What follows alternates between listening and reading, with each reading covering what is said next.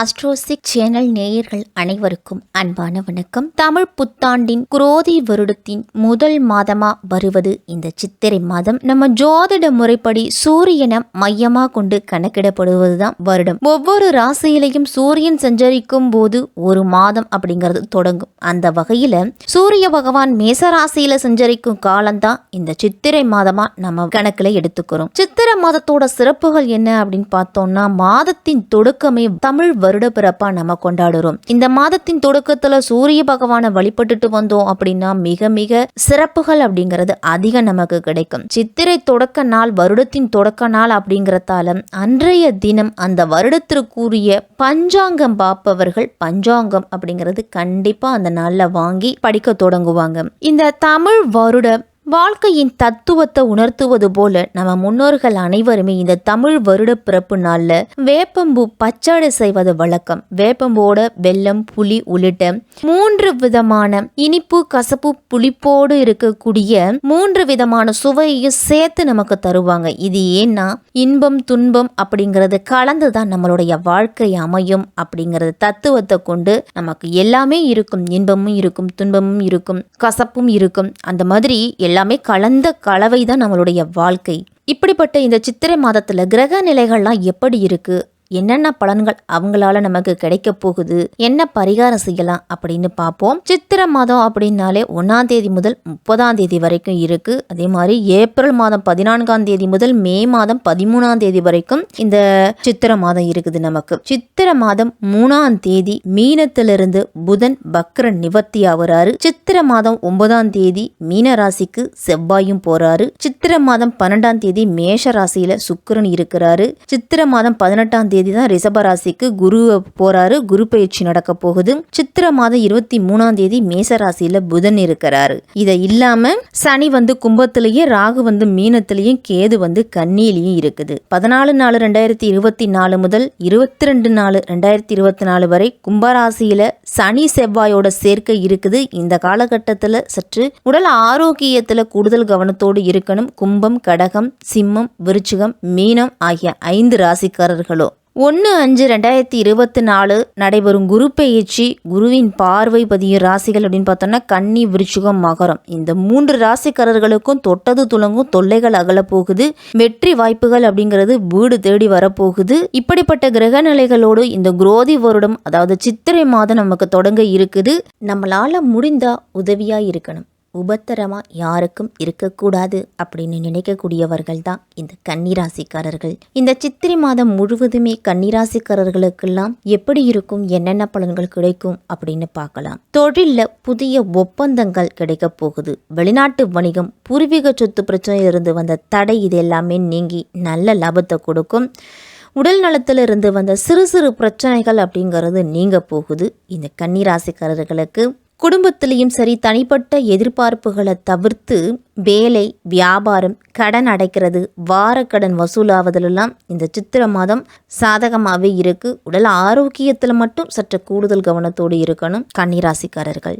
உங்க ராசிநாதன் நீச்சம் பெற்று சஞ்சரிக்கிறார். அவரோடு தன பாக்கியாதிபதியான சுக்கிரன் உச்சம் பெற்று சப்தமஸ்தானத்துல இருக்கிறாரு. அதனால உங்களுடைய எண்ணங்கள் அனைத்துமே எளிதில் நிறைவேறும், சீக்கிரமா நடக்கும். நீங்க நினைச்சது நிறைவேற போகுது அப்படின்னு சொல்லணும்.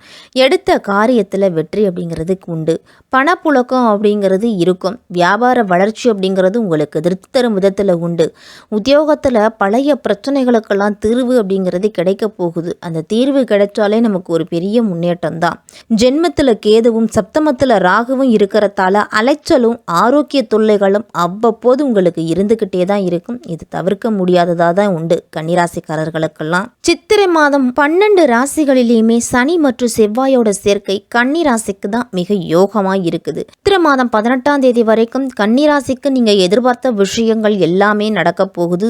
தொழில புதிய ஒப்பந்தங்கள், வெளிநாட்டு வணிகம், பூர்வீக சொத்து விற்பனையில இருந்த தடை இதெல்லாமே நீங்கி நல்ல லாபத்தை கொடுக்க போகுது.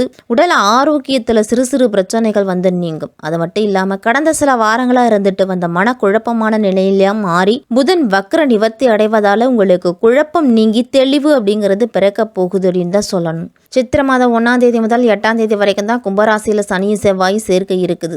6ல் சனி இருக்கிறது உங்களுக்கு யோகமான அமைப்பு. அவரோடு அஷ்டமாதிபதி செவ்வாய் இணைந்திருக்கிறது. விபரீத ராஜயோகம் உங்களுக்கு செயல்பட போகுது. அதனால் தொழிலில் அடுக்கடுக்கான ஒப்பந்தங்கள் கிடைக்கும். வெளிநாட்டு வணிகம் உங்களுக்கு நல்ல ஆதாயத்தை கொடுக்கும். ரொம்ப நாளாக காத்துக்கிட்டே இருந்திருப்பீங்க இந்த ஆர்டருக்காக. இந்த ஆர்டர் அப்போ கிடைக்க போகுது உங்களுக்கு. என்றைக்கோ குறைஞ்ச விலையில் வாங்கி போட்ட இடமோ அல்லது பூர்வீக சொத்தோ அதிக விலைக்கு விற்கிறதால மகிழ்ச்சியாக இருப்பீங்க. ஒரு வீடு கட்டுறது இல்லை தொழில் செய்கிறது, இதுக்காக நீங்கள் இந்த பணத்தை உபயோகப்படுத்தி செய்யலாம்.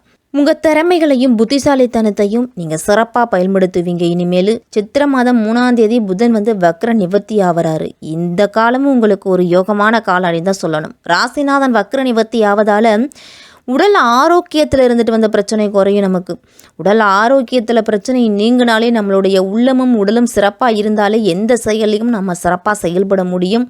உற்சாகத்தோடு எல்லா செயல்களிலும் ஈடுபடுவீங்க. சுறுசுறுப்பாக இருப்பீங்க. தொழில் வளர்ச்சியில் இருந்துட்டு வந்த குறுக்கீடுகள் எல்லாமே மறையும். தொழிலில் இதுவரைக்கும் என்ன பிரச்சனை இருந்துட்டு வந்தது அப்படின்னு தீர ஆராய்ந்து அதை சரி செய்துக்கிட்டீங்க அப்படின்னா நல்ல முன்னேற்றம் இருக்கும்.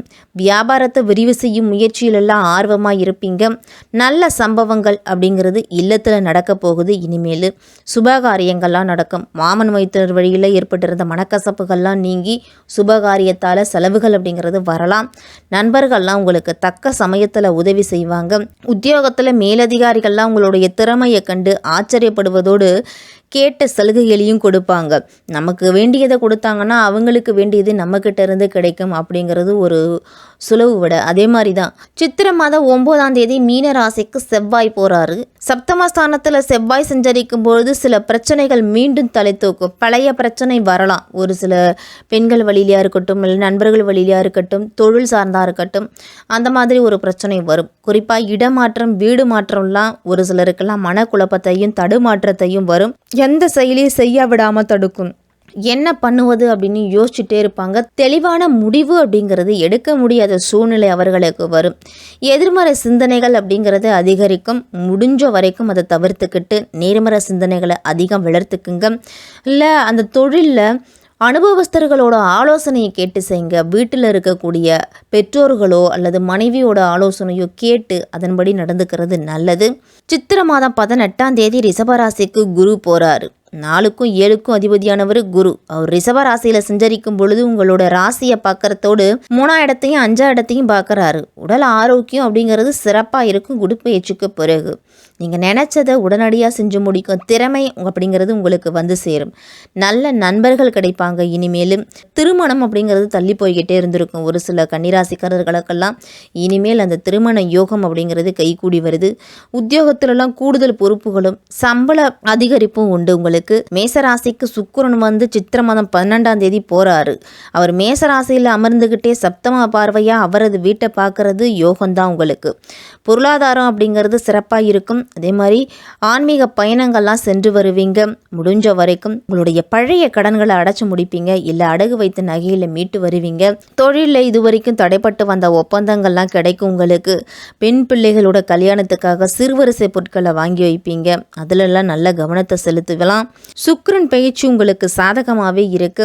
குடும்ப வாழ்வில் அப்படிங்கிறது மகிழ்ச்சி அதிகரிக்கும். கணவன் மனைவி கூட அவ்வப்போது ஒரு சில பிரச்சனைகள் வந்தாலும் குடும்பத்தில் விட்டு கொடுக்காம நடந்து கொள்ளணும். ஆணாக இருந்தாலும் சரி, பெண்ணாக இருந்தாலும் சரி, ஒரு சில நேரத்தில் சண்டை சச்சரவு அப்படிங்கிறது கணவன் மனைவிக்குள்ள தவிர்க்க முடியாதது தான். இருந்தாலும் நம்மளுடைய குழந்தைகள், நம்மளுடைய குடும்பம், பெற்றோர்களை நினைத்து அதெல்லாம் ஒரு பொருட்டாக எண்ணாமல் அது ஒரு தடை மாதிரி அதை தவிர்த்துக்க அடுத்தடுத்த வேலையை நம்ம பார்த்துக்கிட்டே இருக்கணும். அப்படி பார்த்தா தான் குடும்ப வாழ்வில் மகிழ்ச்சி அப்படிங்கிறது இருக்கும். குடும்பத்தின் மொத்த வருமானமும் உங்களுக்கு அதிகரிக்க போகுது. பொருளாதாரத்தில் இருந்துட்டு வந்த தடைகள் எல்லாமே நீங்கும். கன்னிராசிக்காரர்களுக்கெல்லாம் காதல் திருமணம் அப்படிங்கிறது கைகூடி வரும். இதுவரைக்கும் காதலர்களாக இருந்திருப்பீங்க. இனிமேல் கணவன் மனைவியாக மாறக்கூடிய வாய்ப்பு இருக்கு. குறிப்பாக கலப்பு திருமணம் செஞ்சுக்கிறதுக்கு அதிகமாக அவங்களுக்கு கிரக நிலைகள்லாம் சாதகமாக இருக்குது. புதன் போறாரு சித்திரை மாதம் 23ஆம் தேதி. அவர் 10ஆம் இடத்திற்கு அதிபதியானவர் அப்படிங்கிறதால அஷ்டமஸ்தானத்திலையும் மறைஞ்சிருக்கிறாரு. அதனால பொருளாதாரம் ஓரளவு சிறப்பாக இருக்கும். மறைஞ்ச புதனால நிறைஞ்ச தனலாபம் உண்டு. அப்படிங்கிறதுக்காக எதை எந்த நேரத்தில் செய்ய நினைச்சீங்களோ அதை அந்த நேரத்தில் சிறப்பாக செய்து முடிப்பீங்க. அடிப்படை வசதிகளை பெருக்கிக் கொள்றதுக்கு முன் வருவீங்க. வீட்டுக்கு தேவையான பொருட்களை எல்லாம் வாங்குவீங்க. சகோதரர்களோட ஒற்றுமை அப்படிங்கிறது கிடைக்கும். இனிமேல் உங்களுக்கு உத்தியோகம், தொழில் எல்லாம் நல்ல உயர்வு அப்படிங்கிறது உண்டு. பொது வாழ்வில் இருக்கிறவங்களுக்கெல்லாம் புதிய பொறுப்புகள் அப்படிங்கிறதே கிடைக்கும். தொழில் செய்கிறவங்கெல்லாம் எதிர்பார்த்த இலக்கை அடைவீங்க. மாணவர்களுக்கெல்லாம் படிப்பில் அதிகம் கவனத்தை செலுத்தணும். அதே மாதிரி குடும்ப சுமை அப்படிங்கிறது சற்று கூடுதலாகவே இருக்கும். பெண்களுக்கெல்லாம் குடும்பத்தில் நெருக்கடி கூட வரும். குடியிருக்கும் வீட்டாலும் சரி, அக்கம் பக்கத்தில் இருக்கிறவர்களாலும் சரி, சில பிரச்சனைகள்லாம் வரலாம். அதனால் இந்த மாதம் சற்று குடும்பத்தை பொறுத்த வரைக்கும் கூடுதல் கவனத்தோடு இருக்கணும். ஓரளவு உங்களுக்கு எல்லா விஷயங்களுமே சாதகமாக தான் நடக்கும் அப்படின்னாலும் திடீரென்று வரக்கூடிய இடமாற்றம் தடுமாற்றத்தை ஏற்படுத்தும். அது மட்டும் இல்லாமல் ராகு மற்றும் செவ்வாயோட சேர்க்கை திருமண வாழ்க்கையில் ஒரு சில பிரச்சனைகள்லாம் ஏற்படுத்தலாம். சித்திரை மாதம் முடியும் வரை குடும்ப விஷயங்கள் மற்றும் கூட்டுத்தொழில் இருக்கிறவங்களாம் முடிஞ்ச வரைக்கும் அவர்களிடத்துல விட்டு கொடுத்து போகணும். உடல் ஆரோக்கியத்திலும் சரி, வாழ்க்கை துணையின் உடல் ஆரோக்கியத்திலும் சரி அக்கறை அதிகம் அப்படி எடுத்துக்கணும். இந்த குரு பெயர்ச்சிக்கு பிறகு கன்னிராசிக்காரர்களுக்கெல்லாம் அற்புதமாக இருக்கும். கன்னிராசிக்கு 9ஆம் வீட்டில் குரு பயிற்சி ஆகிறாரு. திருமண ஸ்தானத்தை பார்க்குறதால அனைத்துமே உங்களுக்கு நல்லதாக தான் நடக்கும். கன்னிராசினர்லாம் சித்திரை மாதம் முழுவதுமே விநாயகருக்கு அருகம்புல் மாலை சாற்றி வழிபட்டு வாங்க. உங்களுக்கு எல்லா விதமான தடைகளையும் நீக்கி வெற்றியை வரவழைத்து கொடுப்பாரு இந்த விநாயகர். அமாவாசை மற்றும் பௌர்ணமி நாட்களில் அசைவ உணவுகளை தவிர்த்துட்டு இல்லத்து பூஜை அறையில் குலதெய்வத்தை நினச்சி விளக்கேற்றி அவரை மனதார கும்பிடுங்க. நீங்கள் நினச்சது நடக்கும். தொட்டது துலங்கும். தொல்லைகள் அகலக்கூடிய மாதமாக இந்த சித்திரை மாதம் இருக்கும்.